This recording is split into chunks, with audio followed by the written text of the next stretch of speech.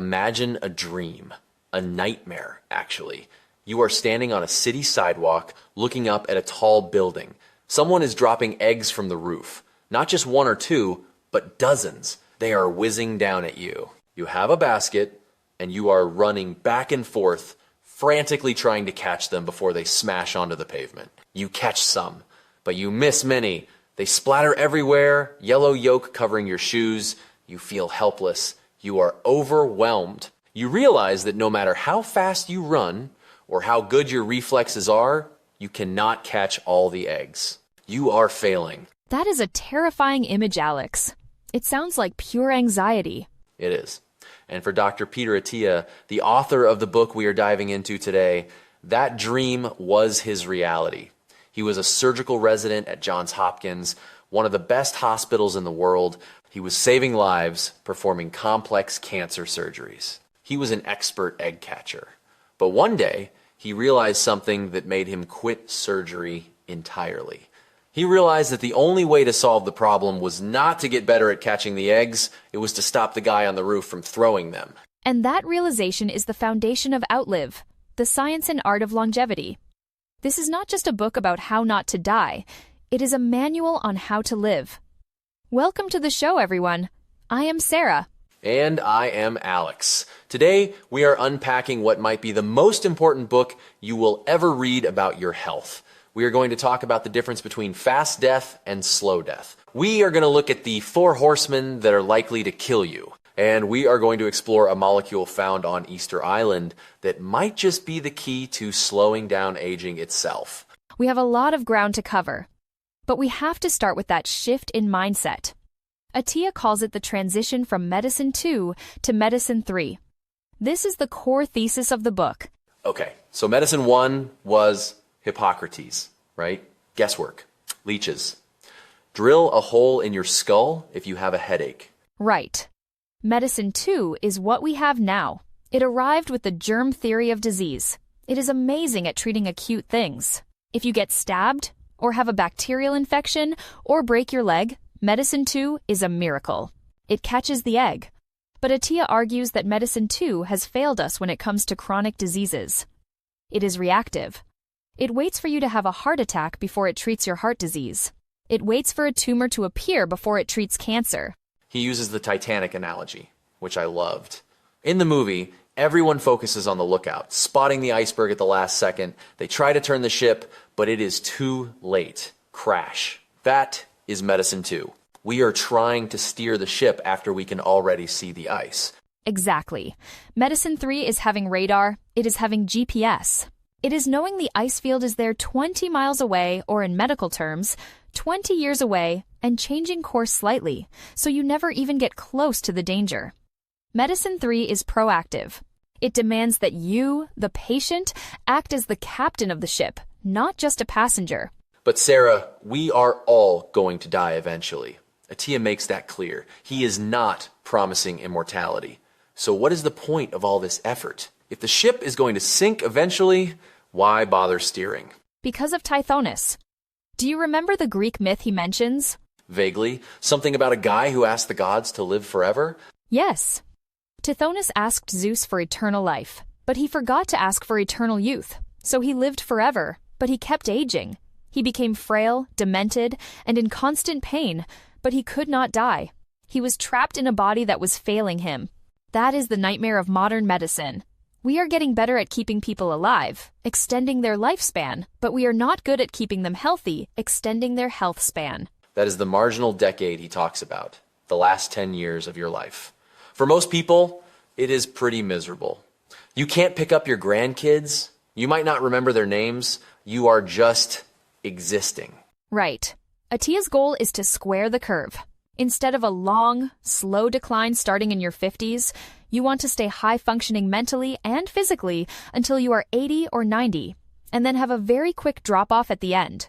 You want to die healthy, in a way. So how do we do that? Because I feel like every week there is a new article saying kale saves you or coffee kills you. It is noise. That is the noise of tactics. Attia says we need a strategy before we pick our tactics. And that strategy starts with knowing the enemy. He identifies the 4 horsemen of the health apocalypse. These are the 4 things that are almost certainly going to kill you if you don't get hit by a bus. Okay, let's name them. Horseman number 1, heart disease. The deadliest killer on the planet. And the scary thing is, Atiya says it begins decades before you have a heart attack. If you drop dead at 60, the disease probably started when you were 20. Horseman number 2, cancer. The runaway cell. Medicine 2 tries to cut it out or poison it once it is there. Medicine 3 tries to make the body inhospitable to it in the first place. Horseman number 3, neurodegenerative disease, Alzheimer's. This is the one that scares me the most. It should, and Atiya emphasizes that, largely, there is no cure. Once you have it, you have it. The only treatment is prevention.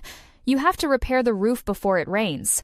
And finally, horseman number 4, type 2 diabetes and metabolic dysfunction. Atiya calls this a spectrum, not just a binary, you have it or you don't. This is crucial. Metabolic dysfunction is the soil in which the other 3 horsemen grow. If your metabolism is broken, you are feeding cancer. You are clogging your arteries, and you are damaging your brain. They are all connected. I want to challenge you on this idea of strategy, though. Atiya uses this boxing analogy, Muhammad Ali versus George Foreman, the rumble in the jungle. It is a great story, but what does boxing have to do with my cholesterol? It is a perfect metaphor. Think about it. Foreman was the favorite. He was younger, stronger, and hit harder.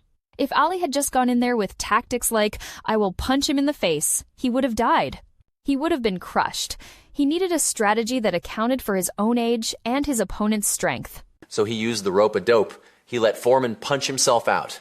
Exactly. That was the strategy. Extend the game. Wear the enemy down.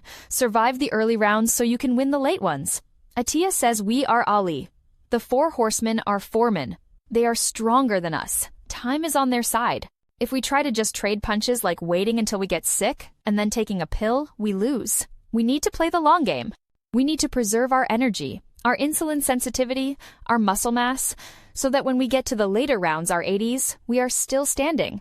Okay, that makes sense. But here is where I get confused. Atiya talks about these centenarians, people who live to be 100, and some of them are, well, they are a mess. There is this woman, Jean Calment, who lived to be 122. She smoked cigarettes until she was 117. She ate 2 pounds of chocolate a week. So, is the strategy just have good genes? It is a fair question. Atiya addresses this head-on. He calls them the genetic lottery winners. Centenarians have a specific genetic makeup that makes them resilient. They have Teflon genes. Bad habits just slide off them. They can smoke and not get lung cancer. They can eat junk and not get diabetes. It is unfair, but it is true. So, if I don't have those genes, and let's be honest, most of us don't, am I doomed? No, that is the whole point. We cannot change our genes, but we can mimic their effects. We can look at what makes a centenarian resilient and try to engineer that resilience into our own lives. For example, centenarians tend to develop diseases 20 years later than everyone else. That is the key.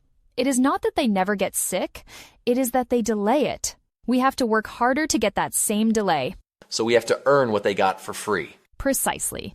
And one of the most exciting ways we might do that involves a very strange story about Easter Island.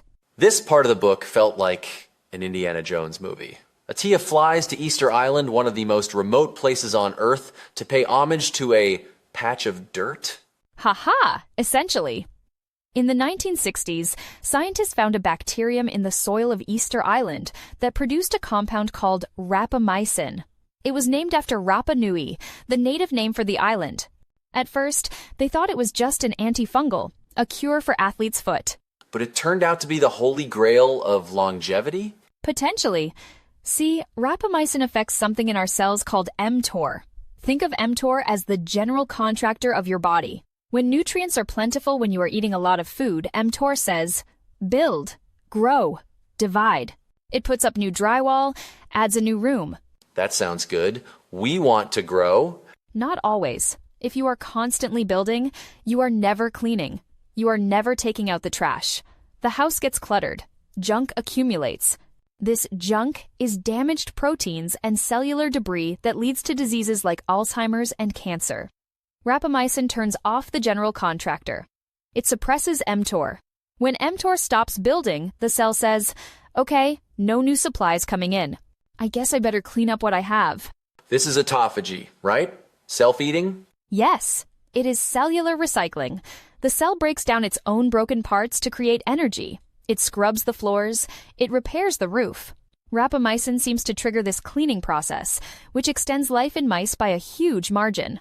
It is the only drug that has consistently extended life in mammals. So, should we all be taking rapamycin, or should we just stop eating? Because Atiyah talks a lot about caloric restriction, basically starving yourself to live longer. He is very cautious here. In the lab, starving mice makes them live longer because it triggers that same cleanup process. But humans are not mice. If you starve a human, they get frail. They lose muscle.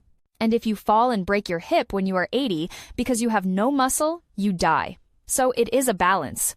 We need periods of growth to build muscle and periods of scarcity to clean house. Most of us in the modern world, though, are permanently stuck in growth mode. Which leads us to the crisis of abundance, the bathtub analogy.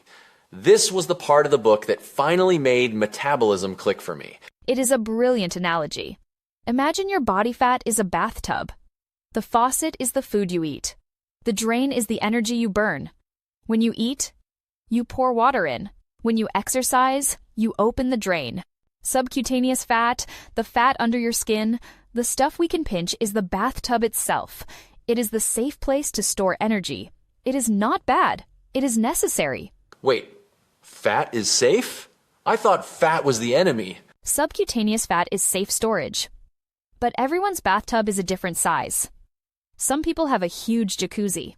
They can get very obese 300, 400 pounds, but because their tub is so big, the fat stays in the tub. They might actually be metabolically healthy despite being obese. But some people have a tiny bucket. Exactly. Some people, often of Asian descent genetically, have a smaller capacity for subcutaneous fat. Their tub fills up quickly. So what happens when the tub overflows? The water, the fat has to go somewhere else. It spills onto the floor. It seeps into the walls. This is visceral fat, right? The bad stuff. Yes. The fat starts storing itself inside your organs. It goes into your liver. It goes into your muscles. It goes around your heart. This is toxic fat. Atiyah tells that story of the patient. He operated on a guy who didn't drink alcohol, yet his liver looked like it belonged to a hardcore alcoholic. It was orange and lumpy. Foie gras. That is what he called it. Human foie gras. It is terrifying. That is non-alcoholic fatty liver disease. And it is the first sign that your bathtub is overflowing. This spillover causes insulin resistance. Your cells stop listening to insulin. Your blood sugar rises. And suddenly, you are on the express train to type 2 diabetes, which increases your risk for everything else. And the scary part? You can be thin on the outside and still have this happen if your tub is small. This really changes how I look at the dad bod. It is not just cosmetic. It is a warning sign that the storage unit is full. It is. And that brings us back to the start. Medicine 2 waits until your liver fails. Medicine 3 looks at your blood work today, sees the early warning signs of spillover, and says, hey, let's drain the tub now. So, what is the takeaway here? We can't all move to Easter Island. We can't all be genetic mutants. The takeaway is ownership. Atiyah wants you to be the captain of your ship. You need to understand your risks. You need to look at your family history. You need to get the right tests, not just the standard ones, but the ones that show if your tub is overflowing. And you need to start training for the centenarian decathlon. The centenarian decathlon. We didn't even get to touch on that yet, but I love the concept. Train now so you can carry your groceries when you are 90. Exactly. Don't train to look good on the beach this summer. Train so you can get up off the floor when you are 85. That is the long game.